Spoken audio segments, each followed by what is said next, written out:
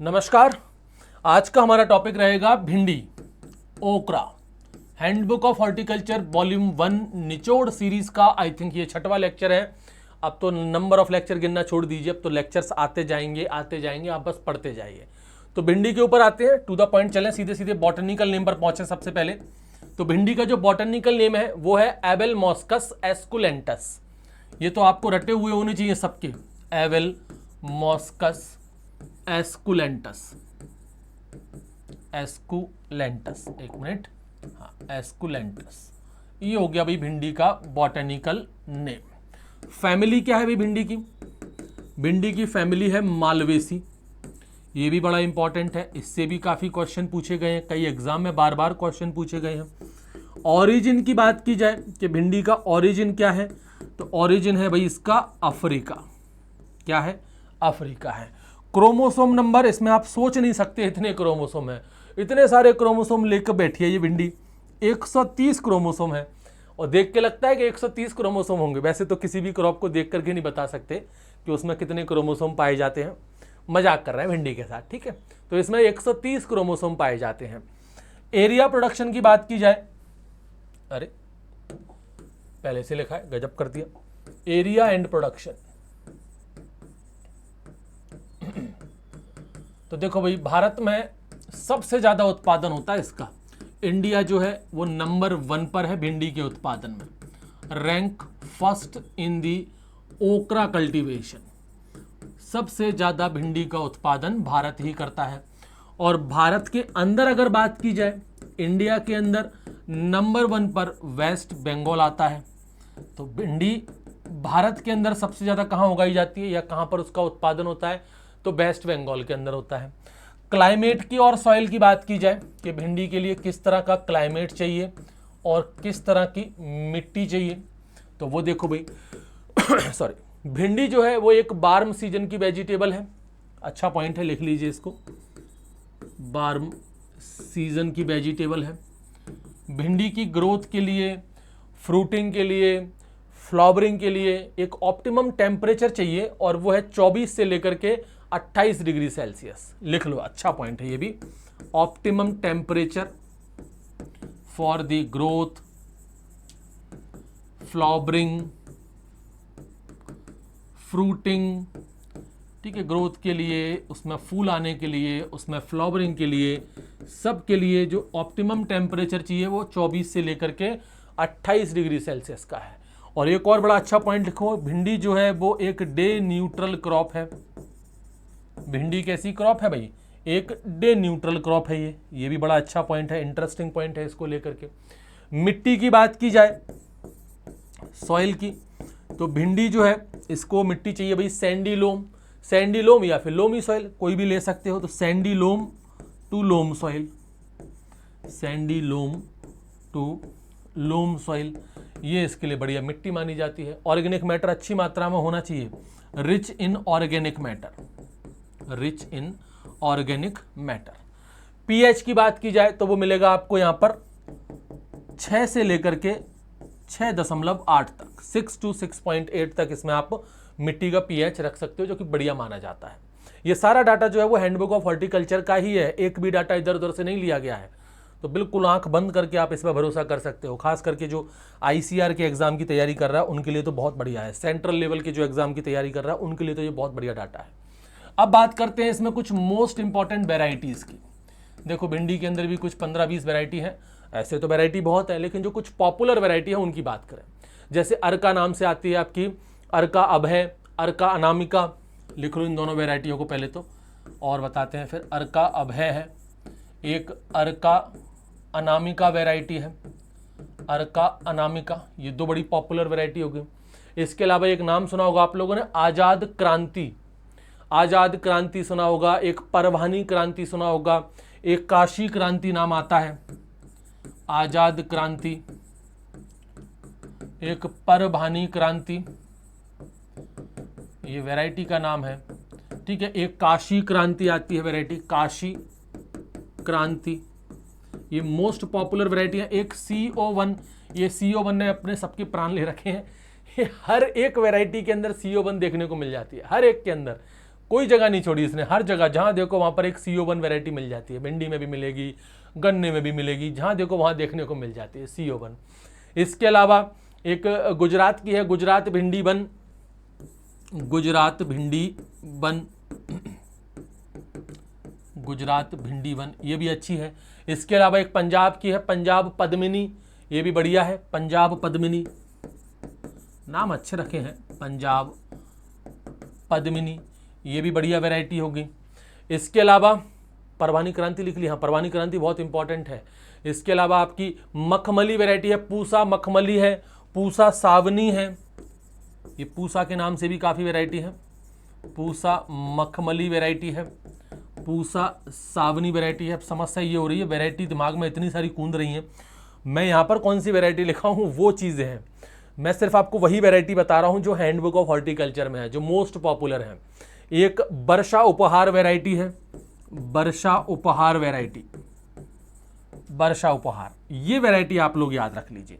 ये popular variety है handbook of horticulture के अकॉर्डिंग और अच्छी वैरायटी है। इनके ऊपर क्वेश्चंस आते हैं, खास करके ये परवानी क्रांति पर तो कई बार कई एग्जाम में क्वेश्चन पूछा गया है, परवानी क्रांति वैरायटी पर, याद रखिएगा, मोस्ट पॉपुलर पॉइंट हो गया ये। अब बात करें यहाँ पर इसके कल्टीवेशन की। देखो कल्टीवेशन में मेन जो फोकस रहता है अपना वो सीड रेट पर रहता है। अब यहाँ पर ना 2 सीजन में इसकी खेती कर सकते हैं, एक समर सीजन में भी कर सकते हैं और रेनी सीजन में भी कर सकते हैं। अगर आप यहाँ पर समर क्रॉप ले रहे हो, फॉर दी समर क्रॉप, तो समर क्रॉप में आपको सीड रेट थोड़ी सी ज़्यादा रखनी पड़ेगी। सीड रेट ज़्यादा रखिए और स्पेसिंग कम कीजिए। यहाँ पर आपको हायर सीड रेट रखनी है, higher seed rate and less spacing. तो सीड रेट ज़्यादा रखिए और स्पेसिंग जो है वो कम रखिए, किसमें, समर क्रॉप में। और अगर रेनी क्रॉप ले रहे हो तो सीड रेट कम रखिए, स्पेसिंग ज़्यादा रखिए। For rainy crop, rainy crop के केस में आपको सीड रेट कम रखनी है, low seed rate and high spacing, ये याद रखिएगा, बहुत इंपॉर्टेंट है। अगर समर में क्या कर रहे हो और रेनी सीजन में कर रहे हो तो जैसे अगर अपन बात करें समर क्रॉप में, तो समर क्रॉप में आपको सीड रेट ज़्यादा रखनी है, किसकी तुलना में ज़्यादा रखनी है, रेनी सीजन की तुलना में ज़्यादा रखनी है। तो यहाँ पर सीड रेट होती है 16 से लेकर के 18 केजी, 18 केजी पर हेक्टेयर। वहीं रेनी क्रॉप की बात की जाए तो इसमें सीड रेट मात्र 10 केजी है, वो 8 से लेकर के 10 केजी है। यहाँ पर सीड रेट होती है केवल 8 से लेकर के 10 केजी पर हेक्टेयर। तो भाई देखो यहाँ पर सीड रेट वाकई में कम है, रेनी सीजन में सीड रेट कम रखनी पड़ती है और यहाँ पर सीड रेट ज़्यादा रखनी पड़ती है 16 से 18। अब यहाँ पर स्पेसिंग कम रखनी पड़ती है, तो यहाँ पर स्पेसिंग रखनी पड़ती है 45 सेंटीमीटर इंटू 20 सेंटीमीटर, ये केवल स्पेसिंग है। और वहाँ स्पेसिंग ज़्यादा रखनी पड़ती है, वहाँ स्पेसिंग होती है 60 सेंटीमीटर इंटू 30 सेंटीमीटर। ये याद रखिएगा, बहुत पॉपुलर है, बहुत मोस्ट इंपॉर्टेंट आप इसको कह सकते हो पूरे ओकरा कल्टीवेशन में। अगर क्वेश्चन मुझसे अगर कोई क्वेश्चन पूछ ले कि भाई इसमें से एक पेपर बना दो सर, क्वेश्चन दे दो, तो मैं यहाँ से क्वेश्चन जरूर पूछूंगा। अच्छे पॉइंट है ये, समर क्रॉप के लिए अलग है और रेनी क्रॉप के लिए अलग है, याद रखना। फिर बात करते हैं हम लोग न्यूट्रिशन की। न्यूट्रिशन या फिर NPK फर्टिलाइजर, जो भी लिखना चाहो आप लिख सकते हो। न्यूट्रिशन की बात करें तो एक अच्छा पॉइंट इस पर बनता है, जैसे कि क्वेश्चन ऐसे पूछ सकते हैं कि भाई कौन सी वेजिटेबल है जो हैवी फीडर क्रॉप है, तो उसमें से एक ऑप्शन अगर आपका ओकरा है तो आप ओकरा को आंसर लगा सकते हो, क्योंकि ये मेंशन किया गया है ओकरा जो है एक हैवी फीडर क्रॉप है, it is a heavy feeder crop. IMP लगा देना इस पॉइंट पर, अच्छा पॉइंट है। ओकरा जो है वो एक हैवी फीडर क्रॉप है। NPK की बात कर लो तो भाई इसको नाइट्रोजन से ये 100 से लेकर के 120 किलो, 100 से 120 केजी नाइट्रोजन चाहिए इसको पर हेक्टेयर। फॉस्फोरस ये चाहिए 80 केजी पर हेक्टेयर, और इतना ही इसको पोटेशियम भी चाहिए 80 केजी पर हेक्टेयर, इतना ही पोटेशियम की जरूरत पड़ जाती है इसमें। क्लियर? चलो भाई अब बात करते हैं इसमें डिसीज़ की और पेस्ट वगैरह की, वो देख लेते हैं। कुछ मोस्ट पॉपुलर इसके अंदर डिसीज़ है। ये जितना भी निचोड़ था ना वो मैंने आपको बता दिया। अब आप हैंडबुक ऑफ हॉर्टिकल्चर पढ़ोगे तो वहाँ तो बहुत कुछ मिलेगा, लेकिन एक्चुअल में आपको पढ़ना क्या है, ये जो पॉइंट मैंने आपको बताया ना, सिर्फ आपको यही पढ़ने हैं। मोस्ट इंपॉर्टेंट पॉइंट्स है। अगर आप इतना पढ़ लेते हो उस हैंडबुक ऑफ हॉर्टिकल्चर का जितना मैंने बताया है, आपको फिर हैंडबुक ऑफ हॉर्टिकल्चर में इससे ज़्यादा इंटरेस्टिंग पॉइंट और नहीं मिलेंगे।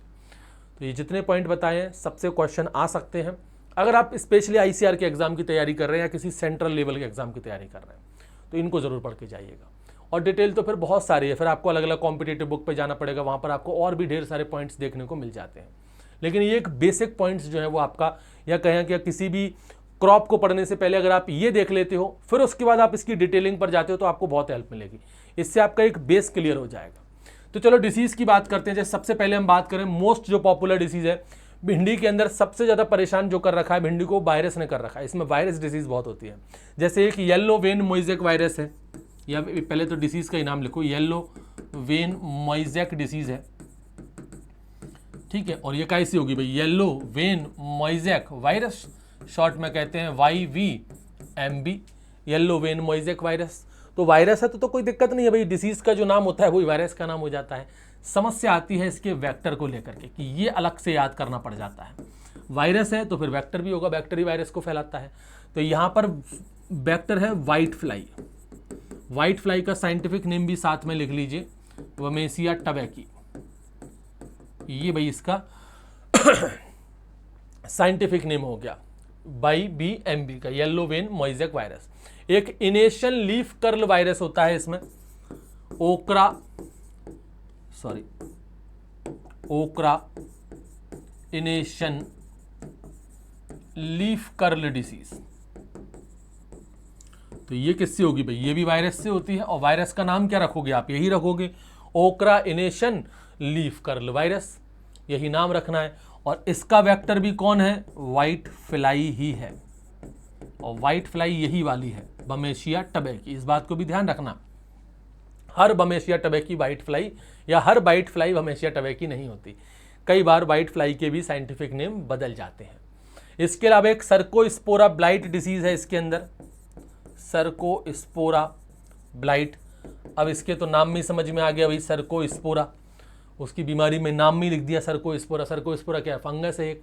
तो सर्कोस्पोरा एवेलमॉस्ची, फंगस का नाम क्या है, सर्कोस्पोरा एवेलमॉस्ची।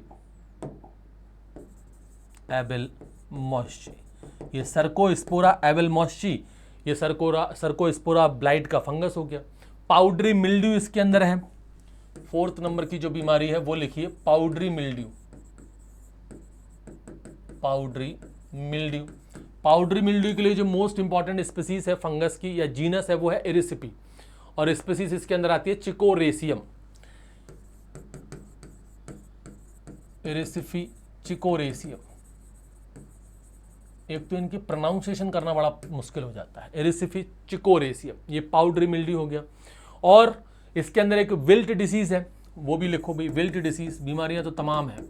विल्ट डिसीज ज़्यादातर लोगों को पता ही है, फ्यूजेरियम स्पीसीज यहाँ पर काम करती है, और फ्यूजेरियम ऑक्सीस्पोरियम काम करता है।